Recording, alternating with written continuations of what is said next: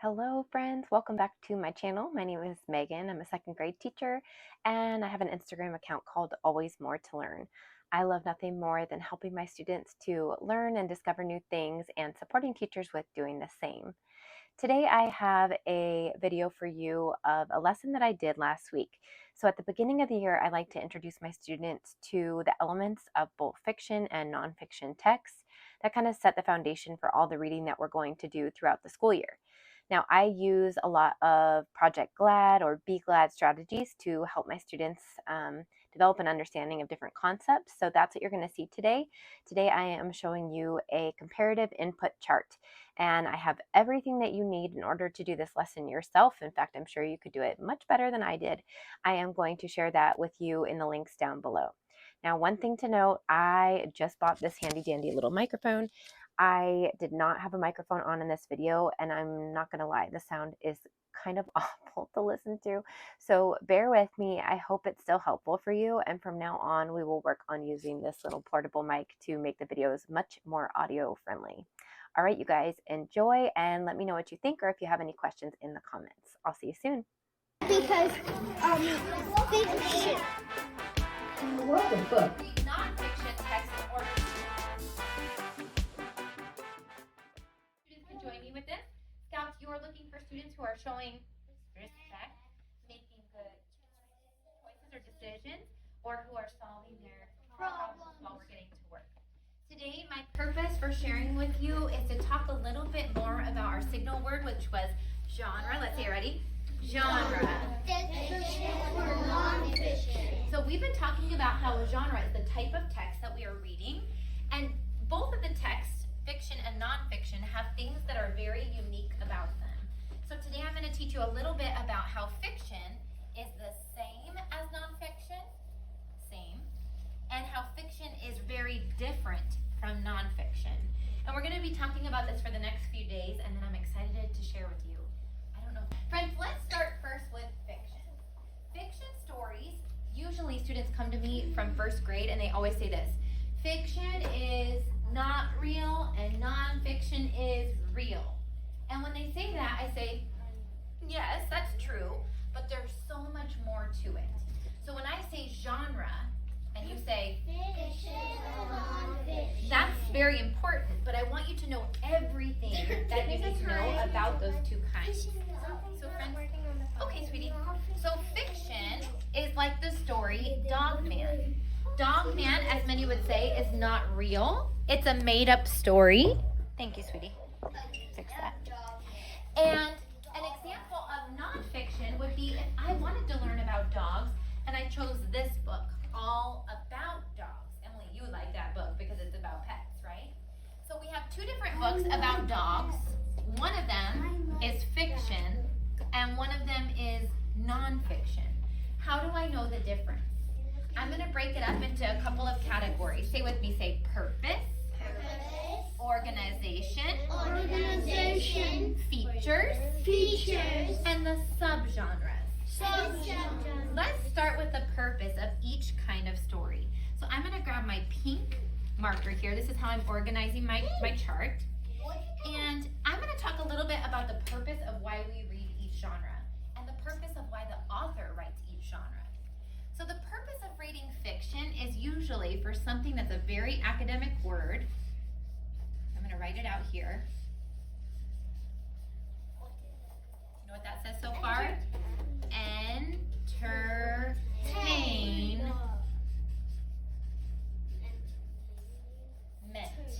Entertainment. And entertainment is just another way of saying that the author wrote the story for you to enjoy it. Say enjoy. When you pick out a fiction book, it's meant to be enjoyed by the reader. Maybe you want to laugh about a story. You could read one to laugh at because it's so silly. Students always come to me, they're like, this is fine, look at this page, look what Dogman did, it's so silly. And I'm like, oh, that's disgusting. That's a fiction story. It's meant to enjoy. I know something. But not all fiction books are meant to like laugh at. They're not all humorous. For example, this story was fiction too. We read this on the first day of school. It felt kind of like a real story about a boy in Vietnam who went to school for his first day in a canoe, but it was also a story that was written by an author so that the reader could enjoy it. Okay? And then there's one more thing I want to say about the purpose, which is sometimes it's meant to learn a lesson. So for example, we're going to hear about this later this year. If there's a person, let's say that's like an older person, and they're telling their child a story, and they're like, once upon a time, and they're telling them this fairy tale story, and then the little kiddo is listening, and they're thinking about what they're hearing, and then they're trying to learn a lesson from the story. Like fairy tales and things like that. Okay? Oh, here's my photograph. It's a little boy opening up a book and looking inside, and he looks like he's enjoying the story that he's reading. Say entertainment. Say enjoy. Okay. Emily, do you have a comment? Oh, I'm sorry, then my connection's not going to help you, but you can imagine like a grown-up telling a story to children to teach them a lesson. Okay? I'm going to hold thoughts for just a minute, and you're going to share with your partner in just a second. Now, watch my pink pen move over here. Just like fiction has a purpose, nonfiction has a purpose too, but it's not the same. In fact, it's very different.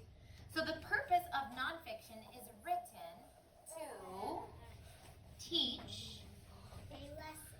No. The reader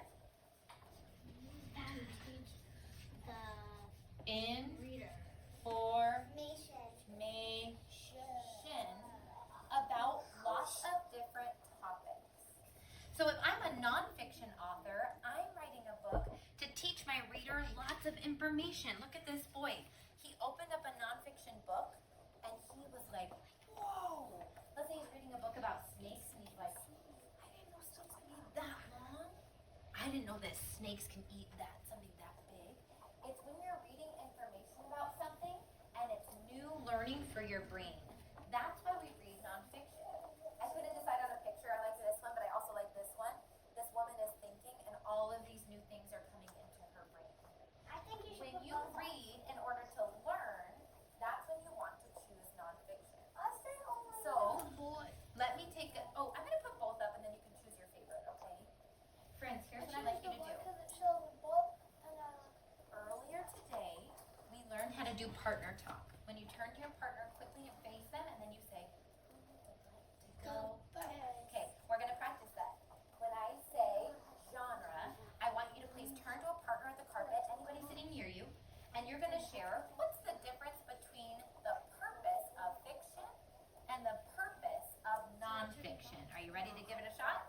I'm going to listen. Wait, don't move yet. Don't move yet. The secret word is? Wait, facing me. The secret word is? Genre. Scouts, let's watch them talk.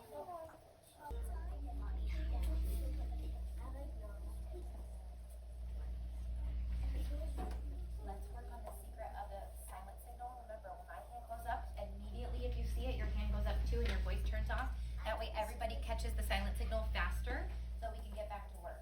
I was so proud. I don't know if Izzy and Jesus as my scouts, I don't know how well you were listening and looking, but I walked by this conversation and Alice was like, the difference is that the purpose is actually to help you learn information when you're reading nonfiction. I was like, you should be up here teaching. That was good. Watch this.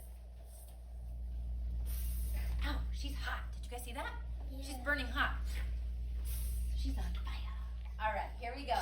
Ready? Pink pen's going away. We understand now the difference of the purpose. We read fiction text for enjoyment or entertainment, but we read nonfiction text in order to learn information about different topics. Now, let me switch over. What color do you think I'm going to choose now? Orange. Orange, you're exactly right. Let me start with our fiction text next. Ready? We can see the orange marker. How are fiction texts organized? Well, this is something you're going to know. You've always known this ever since you were itty bitty. All fiction texts are organized in a very similar way. The author usually introduces us to a character. Say character. Yeah, usually they tell us who the character is. And then the author usually clues us in to the setting that their story is going to take place. Because it's typically a made-up place, right? They're going to tell us a little bit about where the setting of this made-up story is happening. Say setting. Setting. Okay, when I say character, I want you to go like this. It's a character. It's a person. Ready? Character. Character. It can be an animal too. And now say setting. Setting. That means when and where. And then my favorite part of all, the story always has something called a plot. Say plot. A plot is a fancy word for saying, look how your eyes are here. Even though there's distractions, you're like, I'm learning right now. Look at your eyes up here. Scouts, watch. Beginning. Middle. What am I going to write next? Who said that? A lot of people. You're right. Like all of The plot of a story always has, watch me, a beginning, a middle, and an end. You're exactly right. Say it with me again. It always has a Beginning, a middle, an end. You're exactly right. That was so nice. Thank you, Micah. And if you read a story that's a fiction story out of order, the story won't make any sense. You have to start your story at the Beginning, and then go to the middle, and then go to the end. And later in Unit 2, I'm going to teach you guys something so fancy, which is that all stories follow a similar plot sequence like this. Everybody say, what did you say? What did you say? I mean that the author introduces the character and the setting, and then rising actions happen until we reach the climax of the story. And then the falling actions lead to the resolution. We're going to learn about that. Resolution is like the happily ever after. Okay. Now, watch my orange pen. Ready? That's how fiction text works. Do you think nonfiction is the same or different? Different. Okay, let's talk about nonfiction for a minute, and then you guys are going to be the teachers. Nonfiction text is going to be a little bit different. How are we going to do it? Oh, because you're going to be teaching the people around you at the carpet all the information. In a nonfiction text, the author has information to share. They're experts, and they have to figure out how they want to share the information with the reader. Look how your bodies are turned towards me over here. I moved over here so your eyes are tracking me. So for example, this organization is called sequence. If I'm reading a story about how to make ice cream, I've read that story before. And it starts at a farm, and it's like, first we milk the cow, and then we send the milk to a creamery or to the factory, and then it turns into cream. And then we add ingredients to it, and by the end it turns into, that has to go in order. That's called sequence. But if I'm telling a story that's talking about all about dolphins, it's not going to go first this, then this. It's going to be a descriptive text. It's going to go, hey, I'm going to teach about dolphins. Here's what they eat. Here's where they live. Here's the parts of their body. Here's all these different things about dolphins. The author gets to choose how they want to organize the information, and their whole purpose is helping the reader what? Learn information. So they want to choose a way that is very organized and really helps the reader. Okay? They want to make sure that it makes sense and the reader can remember all the information. So I'm going to write this. Organization. There are many ways to organize. Look how your eyes are here. Scouts, are you watching? Many ways to organize the text. And I'm going to point to some of those. Now, here's the cool thing about nonfiction. Let's say I wanted to learn about what dolphins eat. Do I have to start at the beginning of my book? No. No. I can look at the table of contents and it says, find out what dolphins eat on page 18. And I can turn all the way to page 18 and get my information. Unlike fiction text where you have to start at the beginning, in a nonfiction text, you can kind of turn to any page to get the information that you want out of the text.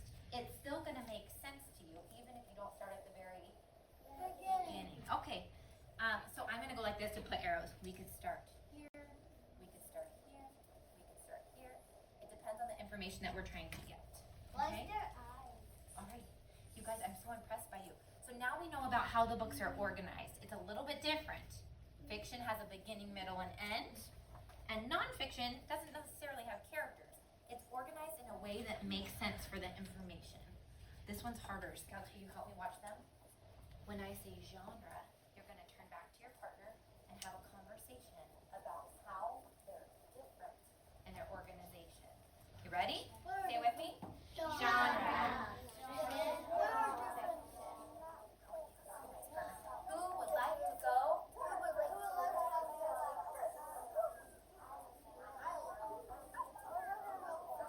What's next?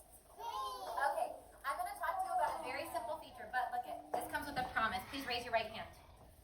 Repeat after me. I promise to listen carefully to what you're saying next. Hands down. Because sometimes students take what I say and then they tell their third grade teachers, but Mrs. Hunt said it's not true. Listen carefully. In many, many fiction texts, but not every fiction text, many, many times, the drawings are made by an illustrator. And they are drawings that look like this. They're made with different mediums of art, like sometimes pencils, sometimes markers or paint, and even sometimes the computer. And they use pictures or illustrations. Now I say that carefully and I make you promise because sometimes you're going to find a fiction story that has photographs and you're going to tell your teacher, but Mrs. Hines said.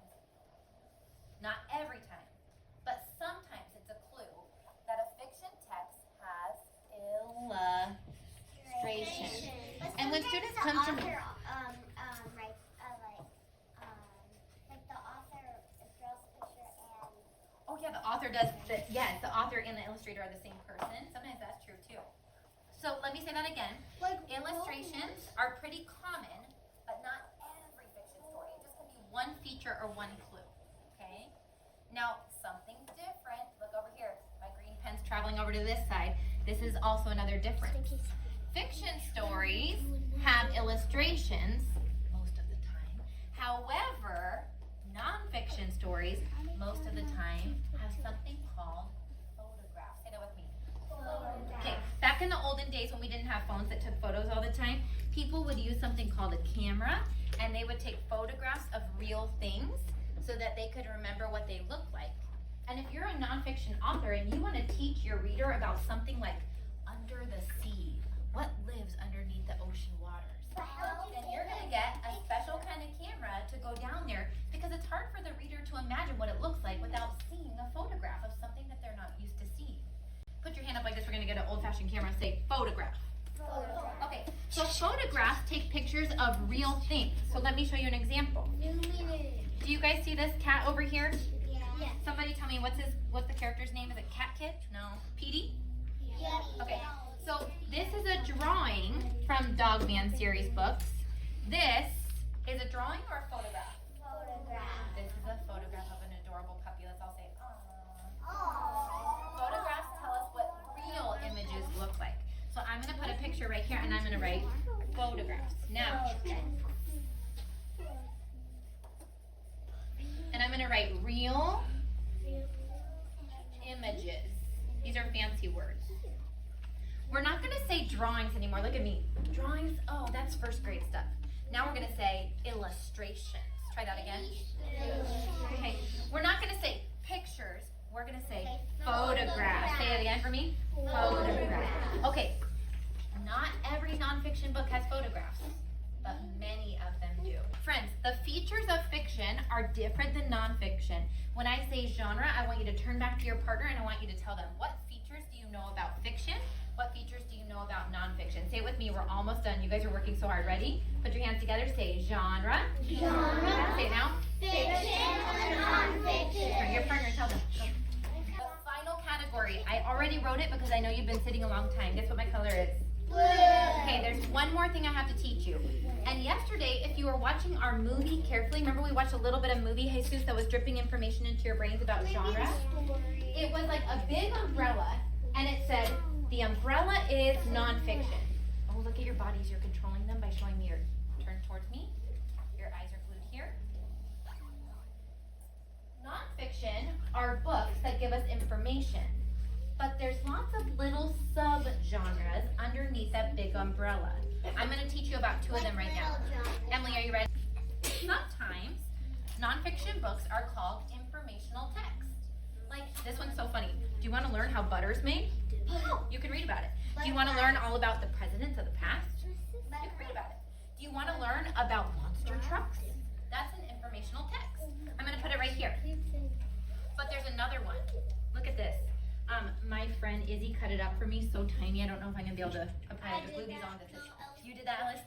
These are all books about the life of a human that once lived. This is so cool. You guys don't know this yet, I bet. Let me teach you something.